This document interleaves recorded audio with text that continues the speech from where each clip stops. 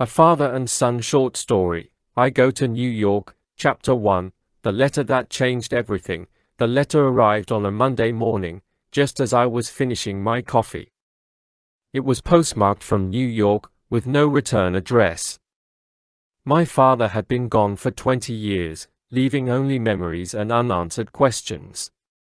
Yet, as I unfolded the crisp white envelope, my heart pounded in my chest. Son, you need to come to New York. I have something to tell you. It can't wait. Dad, I read the note twice, then 3 times, hoping the words would rearrange into something that made more sense. My father was dead. At least, that's what everyone had told me, but if this was true, then someone was playing a very dangerous game. Chapter 2, The Flight into Mystery. I booked the next flight out, arriving at JFK Airport just after dusk. The city pulsed with energy, neon lights flashing, the sounds of honking horns and distant sirens creating a symphony of chaos. I gripped the letter tightly, feeling the weight of the mystery before me. I had arranged to meet at a small diner on 34th Street, the only location mentioned in a follow-up text from an unknown number. As I stepped inside, the smell of coffee and grilled cheese filled the air. And then I saw him, an old man with tired eyes, a familiar jawline, and a scar above his left brow, the same scar my father had received when he rescued me from a bike accident when I was 8. Dad? My voice barely rose above a whisper. Chapter 3, The Truth Unfolds. He smiled, but there was sadness in his expression. I know you have questions, son. But first, we need to leave. We're being watched. My pulse quickened. Watched? By who? Before he could answer, a black SUV screeched to a halt outside the diner. 2 men in dark suits stepped out, scanning the street before heading toward the entrance. Come with me if you want the truth, my father said, pushing out of the booth. Against my better judgment, I followed him into the night. Chapter 4, Running Through the Past. We moved through the back alleys of New York, slipping through narrow streets, avoiding surveillance cameras. My father explained in hurried whispers, I was never who you thought I was. I worked for an intelligence agency.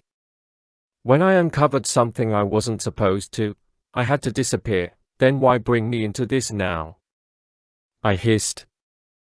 Because the people who wanted me dead found out about you. They think you know something. They won't stop until they are sure you don't. Before I could respond, gunshots rang out. The men in suits had found us. Chapter 5, The Last Stand. We took cover behind a row of parked cars. My father reached into his jacket, pulling out a pistol. Stay close, do exactly as I say. I had spent my whole life believing he was dead, and now he was here, dragging me into a world of espionage and secrets.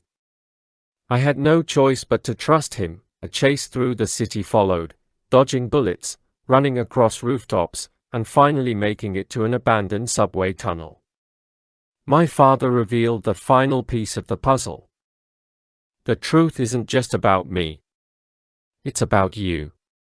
You were adopted, son. Your real parents were involved in something much bigger. And now, they want you to finish what they started. Chapter 6, The Twist That Changes Everything. Before I could react, a voice echoed in the tunnel. He's right. I turned to see a woman stepping from the shadows, holding an old photograph. It was of a baby, me, being held by 2 strangers. They were your real parents. And they were the reason your father had to go into hiding. The secrets they left behind, they're inside you, and just like that, my whole world changed again. Chapter 7, A Legacy of Secrets. The woman introduced herself as Evelyn Carter, an old ally of my biological parents. She explained that my real parents had been scientists working on a revolutionary technology, something that could shift the balance of power globally. They had tried to protect me by entrusting me to my adoptive father, who faked his death to keep me safe. The technology, she continued, is hidden in a place only you can find. They embedded it in a memory, a piece of your childhood you've long forgotten. I struggled to comprehend.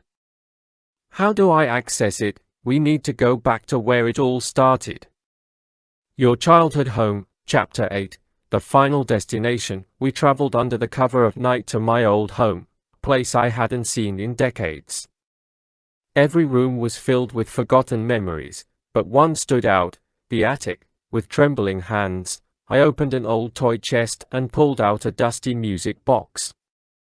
As I wound it up, a small compartment clicked open, revealing a microchip. That's it, my father breathed. The key to everything. Before we could celebrate, headlights flooded the room.